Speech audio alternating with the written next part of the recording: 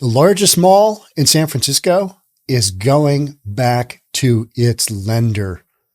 Company that owns it, has financing on it, has said, we don't really want this anymore. We are exiting the U.S. market. Typically what they're doing is they're selling their positions in whatever malls they've got going on, whatever commercial space they've got going on.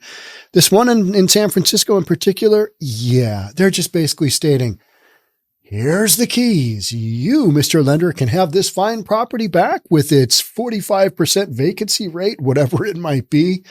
We're giving her back. This is not shocking news. If you've been following news for reasonable people for a while, you will realize that this is, we talked about this very mall last month when Nordstrom decided, not so much, not as much here. Let's get into it. Let's see what we got going on with the largest shopping mall in San Fran. Having some issues. Here we go. Westfield gives up downtown San Francisco mall. Not shocking by any means, right? Not shocking, but it's like, okay, that's happening. Wow. Why wouldn't it be, right? I mean, you've got this downward spiral. You've got this doom loop going on. And in a lot of different cities, San Francisco in particular, anything in proximity to the Tenderloin. Let's just take a quick peek before we jump on in. Let's just take a quick peek, see where we're talking about. All right. Here's Westfield, San Francisco Center, spelled the alternative to the USA way, center with an RE at the end. All right. So you got that. Here's the Tenderloin. That's all you need to know. Okay. I mean, it's right there. It's right there. So this mall, built back in the day, it didn't have all this craziness going on to the extent that it does now. It's just Tenderloin's gotten worse and everybody knows it. Everybody knows it. And you're going to see more and more of this just, based on proximity to the Tenderloin. And this is just not shocking, right? Not shocking. Westfield San Francisco Center will be given up to its lenders as the mall's owner pulls out from the downtown San Francisco property that's been hit by a string of economic shocks. Yeah, economic and physical and locational, just a lot of things impacting, and just the overall work from home thing in San Francisco with so many people in the tech industry working from home, not going into downtown, not going in to shopping malls like this. Yeah, it's got that death spiral, right? And this is the end result of that death spiral. You got a property owner is like, don't want it. You take it back. Most recently, the mall was rocked by the announcement in May that Nordstrom would not renew its lease, leaving a huge hole across 5 floors of the mall. All of this stuff has been in the works for a while. The owner that we're talking about here, they have said that we want out of U.S. commercial space quite a while ago. I don't know exactly when that was, but we've kind of known this is a thing that could happen, kind of more of a matter of when than if. So, here we are. The mall's occupancy rate currently sits at 55%. Okay, so it is 45% vacancy rate with a string of recent closures. Here's Westfield Malls. Here's their statement. Given the challenging operation conditions in downtown San Francisco, challenging operating conditions. That is a nice way of putting it's a shit show, right? In downtown San Francisco, which have led to declines in sales, occupancy, and foot traffic, we have made the difficult decision to begin the process to transfer management of the shopping center to our lender. Here's the keys. There you go. Have a nice day. Enjoy that mall. Enjoy your proximity to the Tenderloin. Process to transfer management of the shopping center to our lender to allow them to appoint a receiver to operate the property going forward. Good luck with that.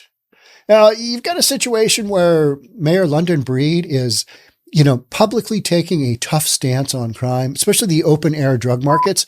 And that is one of the major things that the Tenderloin is known for.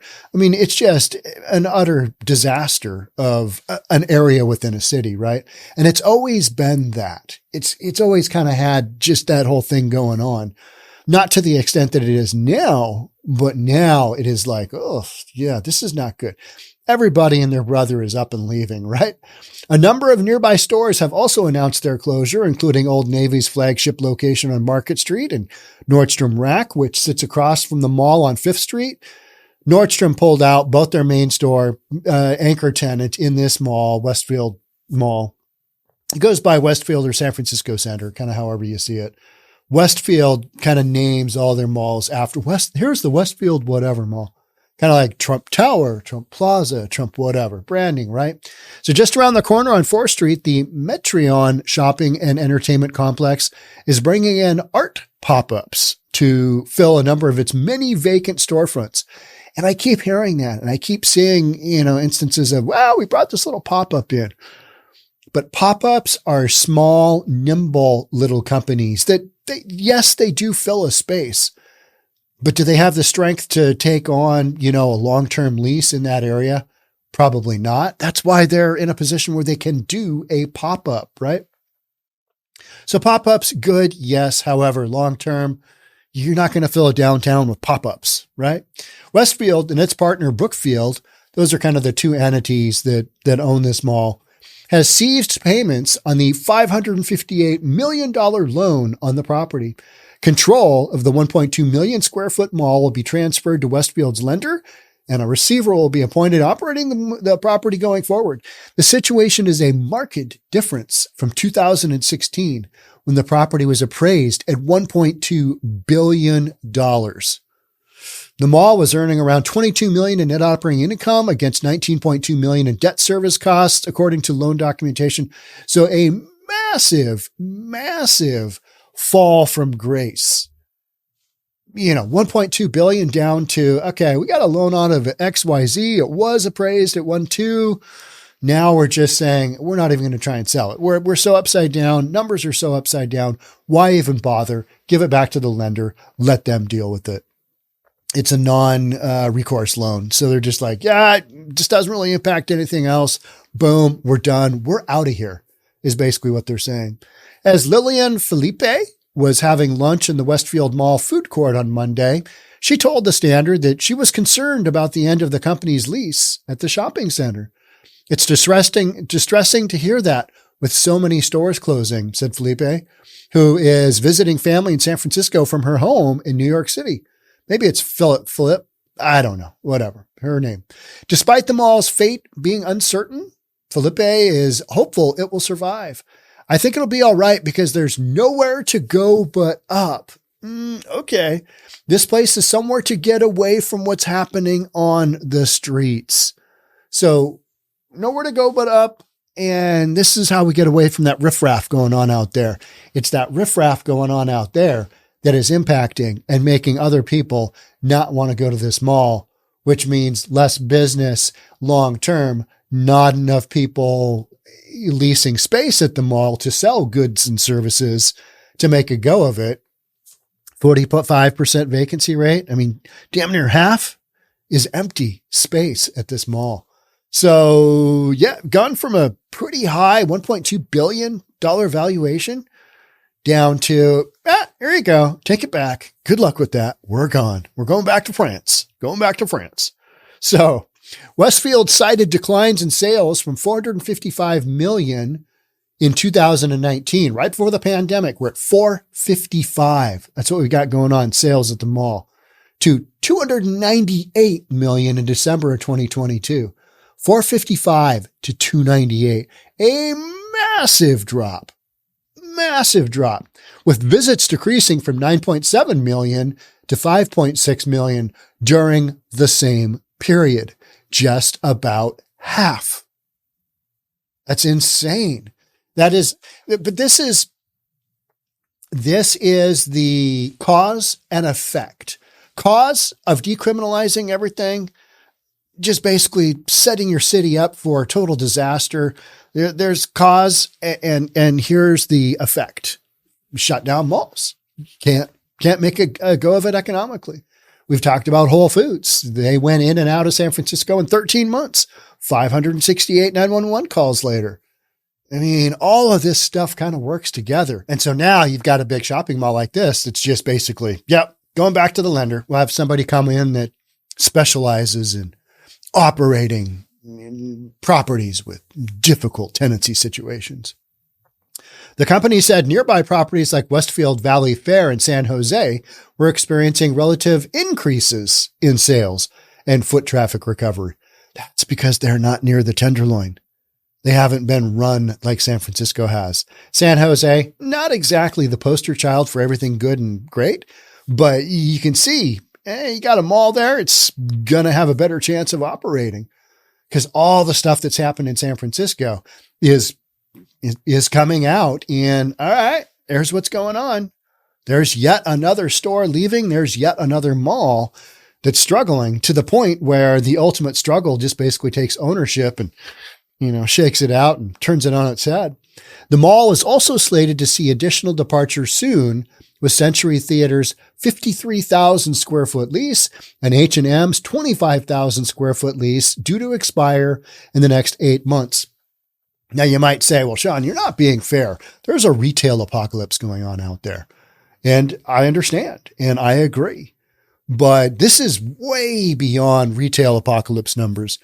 Nordstrom isn't dying on the vine, right? They've got good online store and yet they decided to, and they're operating many, many stores profitably elsewhere, just not in San Francisco and not near the Tenderloin because that is the kiss of death. So an analyst from the Standard found that approximately 46% of the major retailers operating in the mall before the pandemic have since closed. Done. We're gone. We're out of here. That's as long as they could take. And now the final proof in the pudding of what's going on is mall management and ownership is like, yeah, we do not want this mall. No, we do not. At the same time, 21 new retailers have opened in the last 3 years. Many outlets that moved from street level shops around Union Square. Union Square is just to the north of this mall. It's kind of all in this area. And it's just to the south and east of the Tenderloin, but it's having that impact of, people on drugs, people selling stolen goods, you name it, car break-ins to the stores. I mean, just the ongoing, saga that is decriminalized Seattle, decriminalized Portland, decriminalized San Fran. You decriminalize all this stuff and you wonder, well, I wonder how this is going to work out. This is how that is working out. Not necessarily positive for ownership, is it? No. And for the people in the community, people just aren't shopping at this mall anymore because like the lady who was eating there said, yeah, riffraff outside. Yeah, come in here for the break. Well, that means you got to get through the riffraff to get there, right? People aren't wanting to do that. And that's why their numbers are so far down. The downtown Westfield Mall is co-owned by Brookfield Properties and French real estate company Unibail Rodamco Westfield. That's the two different entities, right? Brookfield did not respond to requests for comment by publication time. In recognition of the changing market environment for malls, Unibail told investors last year it was moving forward with selling off its entire U.S. portfolio, including its stake in the San Francisco property. Now, here's the key term, selling off. So in other markets, they're going to be able to get out. They're going to make it out with, whatever they've got going on, at least taking out their equity with them, right? In this one in San Fran, not so much. They're losing everything. You're just basically saying, hey, this is such a hot potato. It goes back. You take it. We don't want it. Good luck with that. This has been something that's been coming for some time. Mayor London Breed said in a statement, here's her take on the whole thing, right? We've had numerous conversations with Westfield about the future of this site, and it's been clear that they did not have a long-term commitment to San Francisco as they look to withdraw entirely from the United States market. Okay, so we knew that was happening, but we, weren't exactly expecting. I mean, in this case, yeah, deed in lieu of foreclosure, just basically, turning it back around to the lender. I mean, that wasn't exactly out of the picture, but you don't expect it either. You'd be like, okay, they're going to be able to make something out of this situation and kind of move on. And it typically involves a sale, but not in this case, because the numbers apparently are so upside down that that's not going to happen. So over the past 3 years, Westfield has sold a number of properties, including the Westfield Brandon in Tampa, the Westfield North County in San Diego, and the Westfield Santa Anita in Arcadia. I think, those aren't bad plays because the whole landscape of retail and office complexes and, all of that is in question, and particularly anything with a downtown exposure, because that is the stuff where office workers are balking at going back. Ownership of companies is saying, you have to come back. Tech companies are like, okay, we can't really make our people come back because they'll just go work for another company that's not doing that. So you've got all this uncertainty. Markets don't like uncertainty. So when ownership has the choice to invest in something else that isn't being impacted by this, that's what they're doing. And if something's upside down, say 50%, its numbers are down that much, there you go. Here's the keys. Good luck with that. Enjoy. Have a fun, nice time at the mall. Go shopping. In 2021, as the company was hurting from the impacts of COVID on its business, the company handed back the keys to its lender for 5 other regional malls. Man, they are on a run, aren't they? They're on a run. Breed said the mall would remain open for the time being under new management, but underscored the changing nature of retail and the need to adapt to diversify and better use spaces in our downtown area. Let's talk about that for just a split second. Adapt to diversify and better use spaces in our downtown area. All right, so you've got somebody out on your front porch that's, leading an alternative lifestyle, and they're defecating out there and urinating, and basically they've got their tent out there and got all this stuff going on. And so how do you adapt to diversify and better use spaces in our downtown area when you've got that going on? I think business owners have adapted as well as they can. And the vast majority that we're talking about today have adapted from the standpoint of they're leaving. They're going somewhere else. They're going to San Jose because the numbers aren't as bad there. A lot of retail is down. But you know where it's not down? It's not necessarily down in enormous numbers where we've had the whole work from home thing. It's great forever. I mean, we set ourselves up, and by we mean the, population that was just all in for get the jab and then, go work from home for multiple years. This is one of those, cause and effect. Your effect is employees don't want to go back. They don't want to give up their freedom. And so anything in a downtown core, commercial real estate, is being impacted by that. And so this is one of those things where, it's been coming for a long time. And here you are. And now we're working through the daily grind of, okay, what's that look like handing over a mall to a new entity? New management. And they'll come in until they can offload, the lender can offload this property to somebody else who specializes in taking over highly leveraged retail shopping malls that don't have much in the way of income stream, and nobody seems to want to go shopping at them. Somebody's going to take over that's going to be a specialist in that. And our forte is taking over underutilized spacing. We're going to make it better. We're going to adapt to diversify and better use spaces in our downtown area. Like what? What are you going to use the spaces for? They are designed for office space. That's what you do. You going to make them into residential? All right. Show me how. Makes sense. And then you're going to have a bunch of people living there. They're not working there. They're not bringing in all these other businesses there. Right. So and oftentimes people, they always want to say, let's convert the downtown office space into affordable housing. All right. So you got a bunch of people who can't really afford market rent, which is horrifically expensive. And I get that. If they can't afford it, are they going to be, spending the big bucks and all the other stuff in downtown that shoppers once were, go to those high-end stores? Probably not. So the whole demographics of conversion, to me, it doesn't make a lot of sense, because the zoning is what it is for a reason. And when you start monkeying with that, things go wildly south. But could they go that much more south than, mall owner saying, no, we don't want it. Somebody else take back, this massive issue, because we can't cover our debt service with what we've got going on. Our next segment here is unsafe conditions. In the wake of Nordstrom's announcement that it would close its store in the Westfield Mall, the owner, Unibail-Rodamco Westfield, said the planned closure underscores the deteriorating situation in downtown San Francisco. Businesses are leaving downtown due to unsafe conditions. It's not because properties aren't being rethought of how to use this, but with a better use in mind. That's not the key issue. The key issue is there's not as many people working in downtown, and nobody wants to go anywhere near the Tenderloin because it is just a train wreck of humanity. So what are you going to do? Well, you got to go through and you got to clean the city up.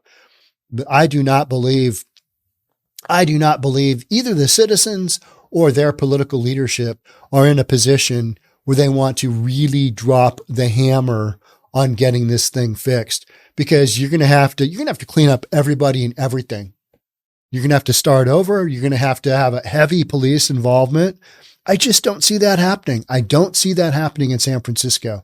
Instead, they're going to do what Mayor London Breed is doing, which is trying to draw your attention to something else as to the cause of why this is going on, because then you don't have to deal with, all right, you need to throw a whole bunch of people in jail, and you need to cut the drugs down, and you need to cut the addiction down, and you need to make it illegal to be living like folks are in the squalor that they are.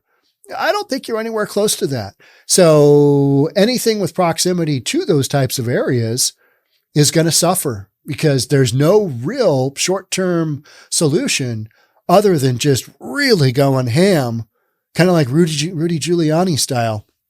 And I do not see that happening. I just don't. I see programs like Mayor London Breed talking about, well, we're really going to focus on the open air drug use. Are you? Okay, let's see it. Because so far we've been a lot of talk. And in the meantime, these companies are leaving. Law enforcement dispatch shows police regularly patrolled the mall. Officers logged almost 560 passing calls when officers patrol an area to demonstrate a police presence at the mall from May 1st to May 1st, 2023. So they're there a ton. San Francisco's emergency dispatchers also received reports of hundreds of potential crimes during the same period. The data shows reports of 118 petty theft incidents, 64 fights, 41 grand thefts, and 24 burglaries. And those are all just the key, crime statistics that were actually recorded. Double that, and that's probably more of an accurate number of what you've got going on. You've got a crime-infested area with a crime-infested mall, and lenders don't typically want to deal with that. And the ownership management is basically saying, yeah, if we're going to be out, we're going to back out of this one entirely. The city's Department of Emergency Management only releases law enforcement dispatch going back 3 years, so it can't be used to make pre-pandemic comparisons. Unibail-Rodamco Westfield actively engaged city leaders for many years over its serious concerns, the company said. And we hear this time and time again from small business owners. Where are the politicians responsible for this? What are they doing? Why are they allowing street conditions to just continue to deteriorate? And then you get down to a point where, people pull out from malls, and then you've got even less revenue to run the city. So now you've got to cut programs. You cut your metro access because you don't have enough money to run all these bus lines, train lines, whatever. And so now it makes it even harder for people to get into the downtown core, and the doom loop continues. City officials touted a number of steps taken to improve public safety and deter retail theft, specifically at the mall. These actions included dedicated police officers posted at the property, introducing public safety ambassadors nearby, and increased collaboration around an organized retail theft task force. While no closure plans have been announced, a Nordstrom worker said they believe that the mall will close once Westfield exits. Interesting. Just straight up close. Just no longer be open. Now, what happens with the existing stores with existing leases? Are they going to be able to dip out? Is there some kind of, I don't know. How does that even go? I think it's the end of an era, said the worker, who spoke on the condition of being anonymous because they were not authorized to speak to the press. I figured this mall was going to be closed sooner or later. It's time because things have gotten so bad. There's such little traffic going to it. So many stores have pulled out. And it's just you've got policy that has driven this. You've got policy that basically allows people to shoplift and there's really no consequences. And then even if there were consequences, we're not really arresting folks because on the prosecution end, that's not really happening. The whole free for all with drugs, the whole free for all with shoplifting. It's not all that surprising that this is going on. What's interesting is to hear leadership talk about, and by that I mean city leadership. We just need to, reimagine the use of this mall because it's being underutilized. I mean, all those boarded up store faces and, all the metal over the front, all that's just not a good look for a mall. So we'll be reimagining and rethinking it. We're going to try and get some new suckers into this space.